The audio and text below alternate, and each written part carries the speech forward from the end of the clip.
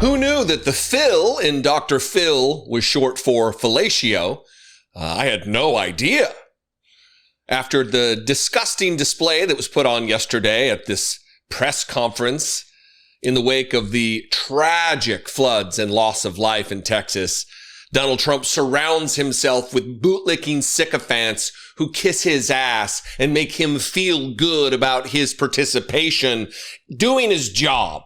He's not going above and beyond. He's not doing anything more than any president has done in the past and is expected to do. Right now, we have a situation where the death toll in Texas with the recent floods is 129 people. 166 are missing still, likely also dead. That's nearly 300 people swept away, lost their lives. 300, more than 300 families will be impacted by this.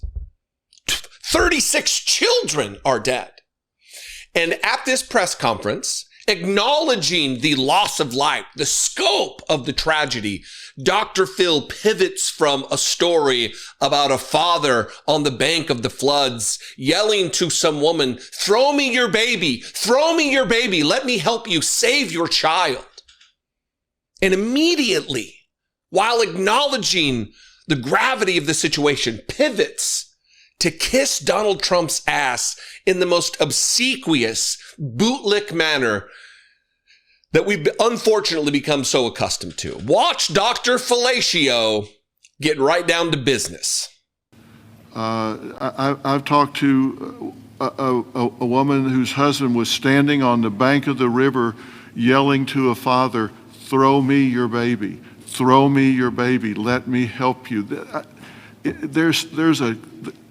Mr. President, there is a depth of root and caring here like you just can't believe until you see it.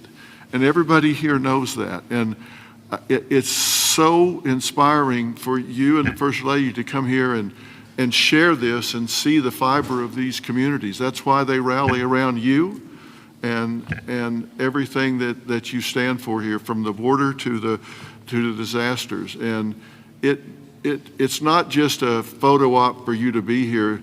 People see your heart and believe in what you stand for. And God bless you for coming here and doing this. It means a lot. God bless you. Thank you. That was really beautiful. I'm glad I asked him to say a few words, Dan. Do you want to say a couple of words, Dan? Please, Lieutenant Governor. We spoke the morning immediately. You and I talked the very next morning, and he was right there. First of all, Mr. President, First Lady, a long time ago I asked a Just gross. And Donald Trump, "Oh, I'm glad I gave an opportunity to talk. Do you want to kiss my ass too, Dan? Dan Patrick, the Lieutenant Governor, do you want to kiss my ass too?" And Dr. Fellatio is so imbued with attention. Oh my God, I'm so revved up from the attention Donald Trump just gave me. He won't even let Dan Patrick get his turn at Donald Trump's undercarriage. This isn't normal. Donald Trump's incessant need for attention isn't normal. He should be saying, "This isn't about me." Any president would do this. Every president has done this. He's not unique in going to the sites of tragedies, of terrorist attacks, of floods, of hurricanes. He's not alone in that. It's part of the job, in fact.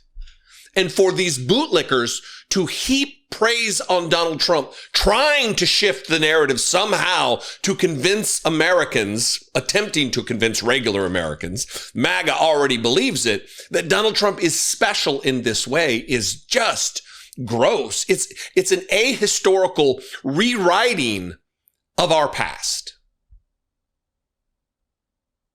The same party that heckled Chris Christie for shaking hands or embracing Barack Obama during Superstorm Sandy is now acting like only Donald Trump would go to the side of something like this. He's doing his fucking job. He shouldn't have to be thanked obsequiously for doing his job. Nearly 50 kids are dead. But they got to take the time to kiss his ass while he lies about the funding that's not there, while he lies to try to push the blame off of himself that squarely needs to be there.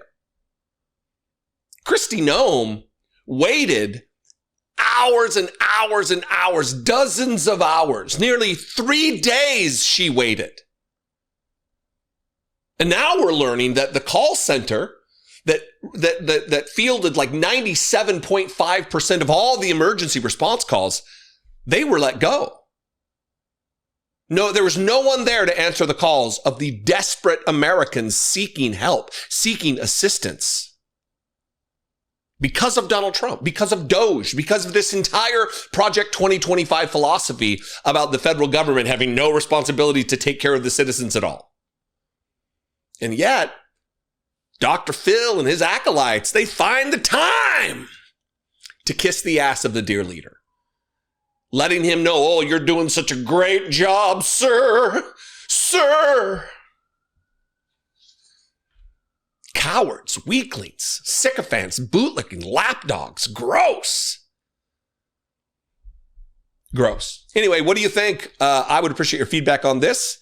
You can call the voicemail line 714-576-4054. And of course, as always, you can email me daily@dollemore.com. And it's amazing, Dr. Phil, when he was on with Pacman months and months ago, saying, oh, I'm the farthest thing from political you can even imagine, girl. I don't know anything about politics, girl. And here he is, tagging along with Tom Homan in the mass deportation operation, tagging along with Donald Trump at press conferences about his flood response. Liars, attention seekers, clout chasers, phonies, phony fucks. Anyway, I cannot wait to get to the other side of this. It is just remarkable. Follow me on social media if you're there. I'm at Dollemore. We can have a conversation there, and I will see you next time. Be genuine. Take care of one another.